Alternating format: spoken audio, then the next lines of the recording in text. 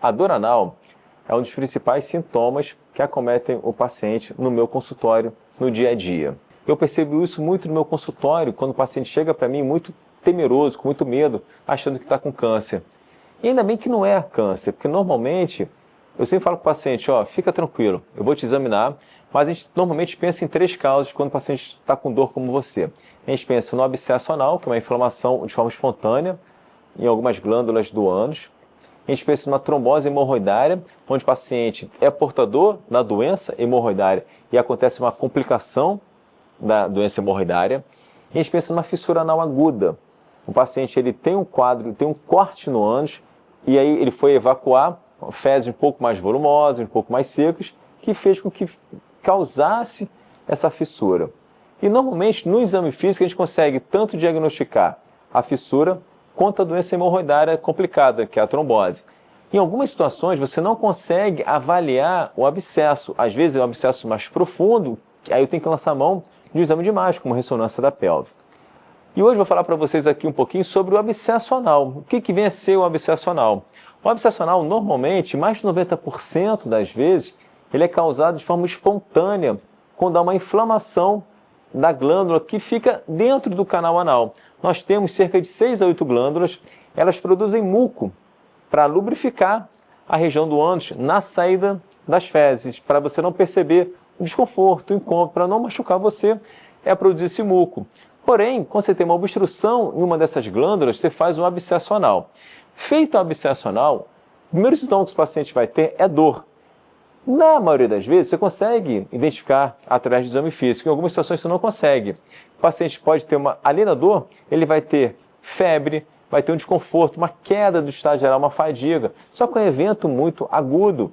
Ou seja, ele vai dormir muito bem, ele amanhece com uma dor estranha. Que essa dor ela vai piorando muito rapidamente ao longo do dia. Quando você diagnostica um abscesso anal, você tem que tratar de forma cirúrgica, não tem jeito, com antibiótico. Em algumas situações, o paciente não aparece, não demonstra pelo exame físico a doença. Aí você tem que fazer a ressonância da pelve. O tratamento sempre vai ser cirúrgico. Não adianta você tentar tratar só com antibiótico, não adianta. Dependendo da situação, em algumas situações bem raras, você pode entrar com antibiótico e observar a evolução desse paciente. Mas, na literatura, sempre é recomendado fazer a cirurgia. Feito o tratamento cirúrgico, esse paciente vai apresentar 2 situações. Ele pode ter a cicatrização completa do procedimento, e está tudo bem, mas ele pode ter uma cronificação desse abscesso. É 50% para cada lado. Embora, na prática, a gente observa que, na maioria das vezes, o paciente ele vai evoluir para a fase crônica do abscesso. Essa fase crônica, como é que são os sintomas? Normalmente o paciente vai ter um desconforto, diferente do abscesso, é um pouco menos intenso. Ele vai começar a sair uma secreção na pele por onde foi feita a incisão para a drenagem do abscesso, vai ficar sendo uma secreção. Aquela secreção é uma secreção parecida com pus. Não é todo dia que sai.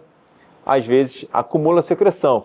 No acumular da secreção, esse paciente vai ter muita dor. Esvazia a secreção, tem um alívio da dor. Então vai ficar esse efeito um pouco de melhora, piora, melhora, piora. Isso vai trazendo incômodo para o paciente. É quando ele te procura novamente.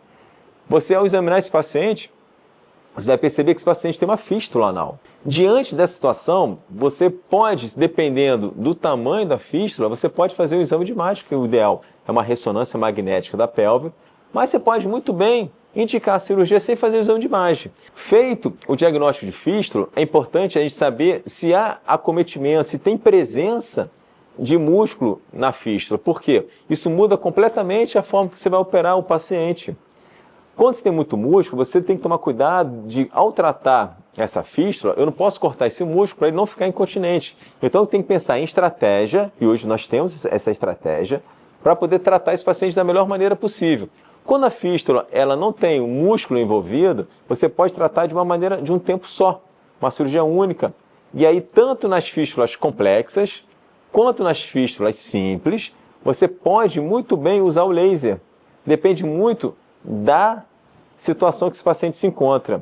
Uma outra técnica minimamente invasiva seria fazer o VAFT, que é você entrar com uma câmera bem no orifício dessa fístula e achar o trajeto e com a mesma técnica que você faz para cisto pilonidal, você usaria para fístula. Você cauteriza o trajeto, você lava primeiro, depois cauteriza o trajeto, onde você vai ter um fechamento, uma obliteração desse trajeto que você vai tratar a fístula anal. Porém, a gente não pode esquecer que às vezes a gente não consegue usar o laser e nem o VAFT para tratamento da fístula anal. Às vezes, se fístulas mais complexas, a gente tem que lançar a mão de uma técnica mais simples, onde você vai ter que colocar um sedenho, vai ter que amarrar o esfíncter para poder ele não ser cortado de forma abrupta, evitando a incontinência.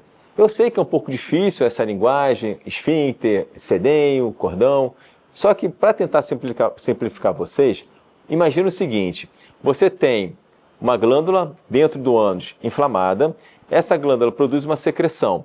Essa secreção, ela acha um caminho que vai percorrendo por baixo da pele e sai. Normalmente, vai sair no local onde foi feita a incisão da drenagem do abscesso anal.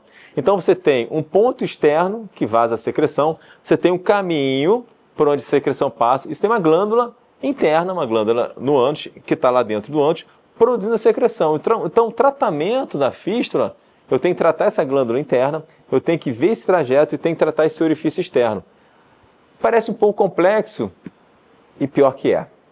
Não acha que a cirurgia é simples, a cirurgia é um pouco complexa. Por isso que é importante você procurar um proctologista que sabe lidar com técnicas mais simples, mas também com técnicas mais modernas para ter sucesso no seu tratamento.